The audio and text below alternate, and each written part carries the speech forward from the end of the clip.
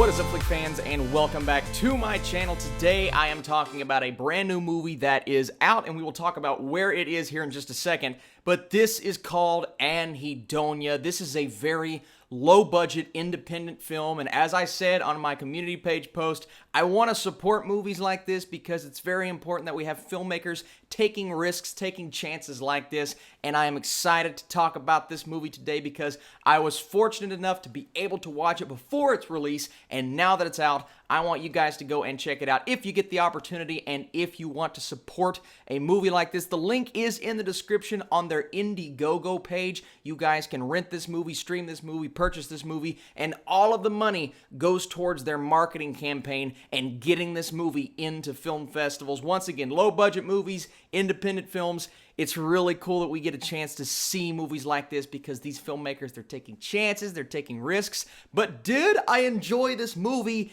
That's what we're talking about today. Hopefully I can encourage you guys to go and check it out. Let's talk about Anhedonia. So upon hearing of his mentor's impending death, haggard musician Keno Warren begins a journey on foot across the country and, though a place not of this world, referred to as the territory. Keno believes wholeheartedly that the mentor cannot die until he arrives on his journey. He's unaware of several people on his tail. In search of the only known recording of the greatest piece of music ever made, a piece supposedly capable of taking away all pain within the listener, created by his mentor and in his possession, completely unbeknownst to him. So this movie is actually available on the Indiegogo page until the 31st of May if you want to check it out. And after hearing that premise and that summary, it is such an intriguing idea for a movie. This tape, this piece of music, is something that takes away all pain from the individuals who listen to it. But is that really the case? Listen, there's a lot to unpackage with this movie, but I want to start with the talent and really the directing. I thought the directing is what keeps this movie moving along. The pacing is really well done from the beginning to the end. Yes, it does get a bit overlong in parts, and I do think it could have been a bit more concise, but the dialogue here is absolutely the most important aspect of the movie because if you are 20 minutes in and you haven't been paying much attention, you may as well just restart the film because, like I said, there's a lot in here. There's a lot you have to pay attention to. The conversations between the characters and realizing what certain things mean and then realizing what the importance is of certain characters in the first place and the dialogue in general. I love some of the lines in this movie. The way I see it, the world is not concrete.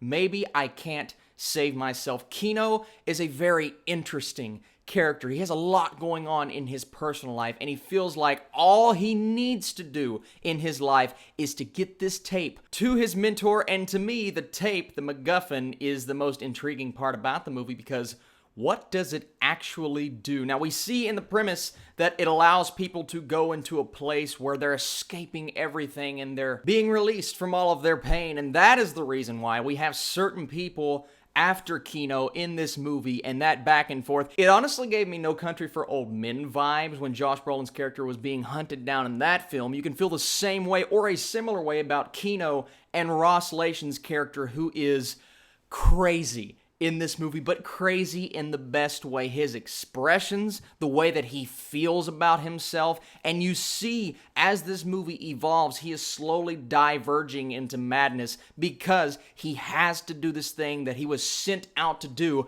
even if he does not necessarily know what he's doing in the first place. His character arc is interesting, and Keno is the character that director Michael Henry is trying to get the audience to relate to, because instead of just having him go on this journey and doing this thing, we get to explore his character. There is a moment in the film in the second act when you literally dive deep into what his past is in the most interesting way possible. And that's another thing about this movie. It makes decisions and does things that may be a bit too on the nose for some, but I found it so interesting because it took this film from being one genre and it turned it into not a completely different genre, but it allowed it to explore themes and do things that maybe not that specific genre can do on its own.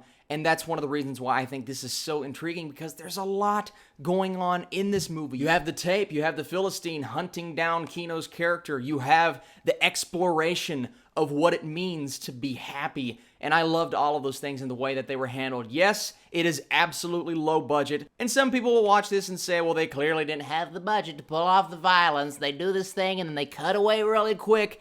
That's the beauty of a movie like this. Michael Henry is doing something here that you can look at and say, well, budget constrictions are going to be a major concern and we will not be able to. No. You don't look at that. You do the movie that you want to do, and you find a way to do it, and the filmmakers did that. And I also thought the cinematography was awesome. There were a few shots here that are just staring out into the distance. The way that they handle a certain element of the movie that I don't want to give away because I want you guys to find that out on your own when they're going from one place to another, and if you've seen it, you know what I'm talking about. I thought that was interesting, and they found their way around the budget constrictions and made it look really cool. But for me, this movie is a journey. It's a very interesting journey, both an outward journey with Kino's character and an inward journey with Kino's character. There is literally a scene later on in the film where he is sitting back and watching things that have happened, or maybe things that he wants to happen in his personal life, no spoilers, and I found that to be one of the most intriguing and engaging parts of the entire movie. His character in general, I thought Liam Blundell, I hope that's how you say his name, he was fantastic in the movie. His range, his emotion,